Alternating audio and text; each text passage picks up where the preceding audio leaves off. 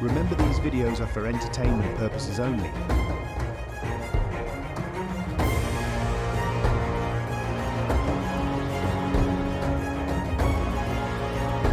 Should we be worried? A vital element in keeping the peace is our military establishment. Our arms must be mighty, ready for instant action, so that no potential aggressor may be tempted to risk his own destruction. Our military organization today bears little relation to that known of any of my predecessors in peacetime, or indeed by the fighting men of World War II or Korea. Until the latest of our world conflicts, the United States had no armaments industry. American makers of plowshares could, with time and as required, make swords as well. But we can no longer risk emergency improvisation of national defense. We have been compelled to create a permanent armaments industry of vast proportions.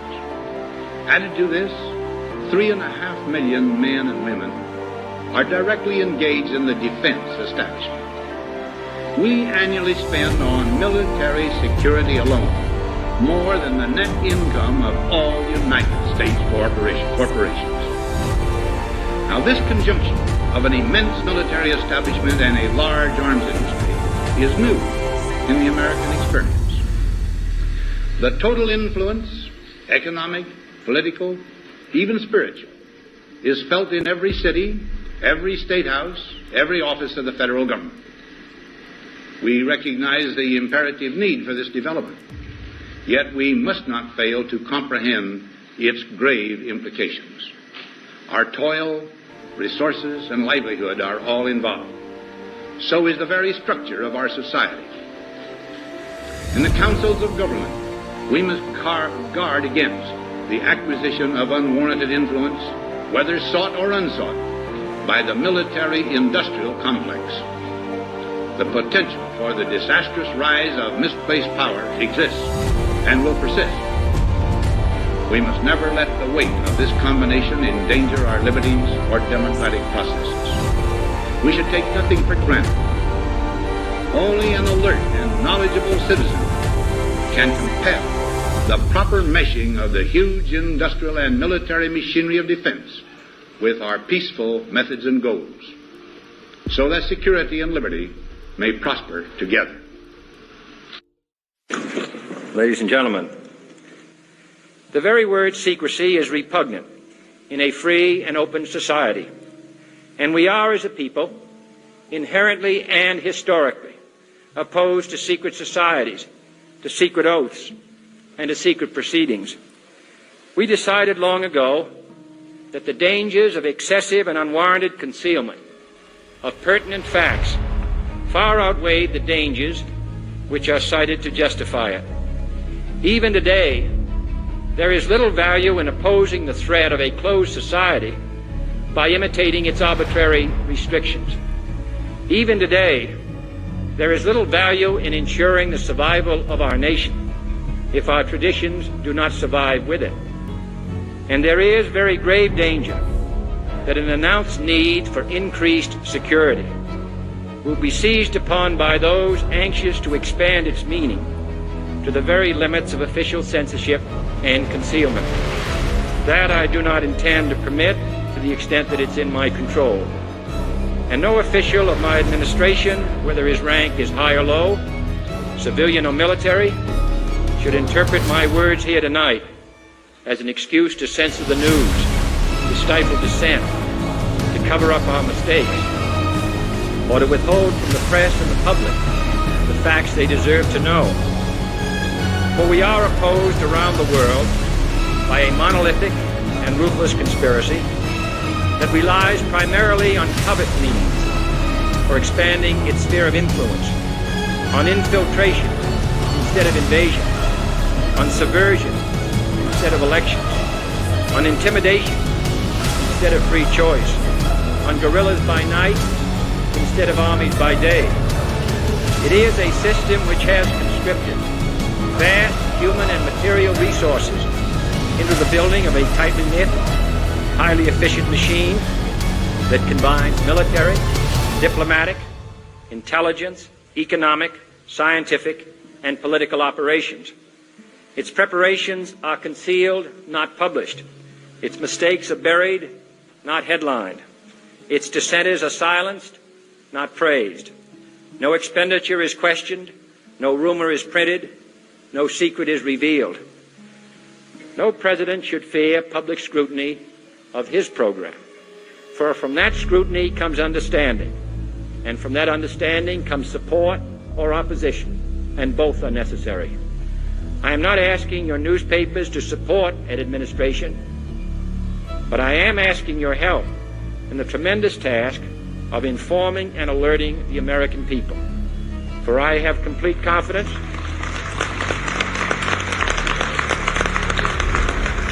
in the response and dedication of our citizens whenever they are fully informed.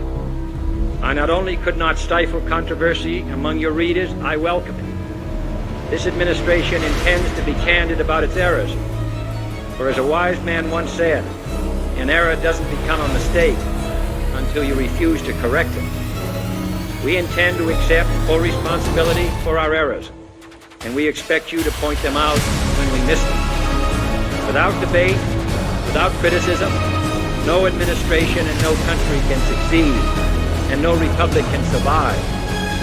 That is why the Athenian lawmakers Solon decreed it a crime for any citizen to shrink from controversy. And that is why our press was protected by the First Amendment, the only business in America specifically protected by the Constitution, not primarily to amuse and entertain, not to emphasize the trivial and the sentimental, not to simply give the public what it wants, but to inform, to arouse, reflect, to state our dangers and our opportunities, to indicate our crises and our choices, to lead, mold, educate, and sometimes even anger public opinion. This means greater coverage and analysis of international news, for it is no longer far away and foreign, but close at hand and local. It means greater attention to improved understanding of the news, as well as improved transmission.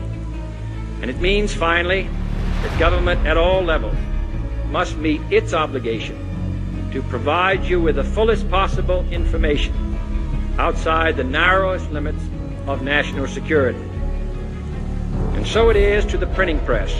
It is to the printing press, to the recorder of man's deeds, the keeper of his conscience, the courier of his news, that we look for strength and assistance, confident that with your help, man will be what he was born to be, free and independent. If you want to really see something that's said, take a look at what happened.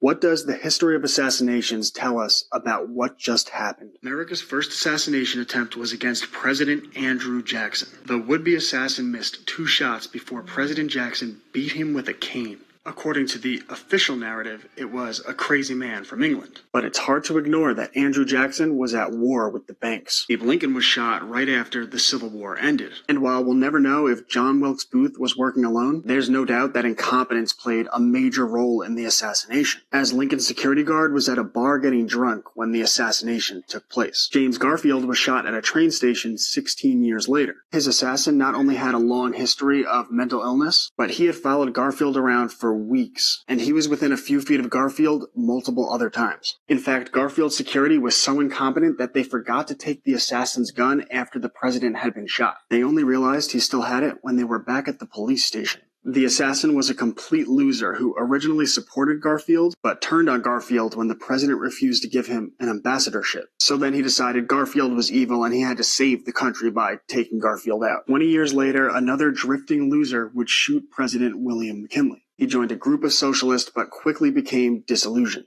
Then he embraced anarchy, and after getting involved with a group of anarchists was convinced that he would be hailed as a hero if he took out McKinley. Garfield's assassin thought the same thing. Both men were universally hated afterwards.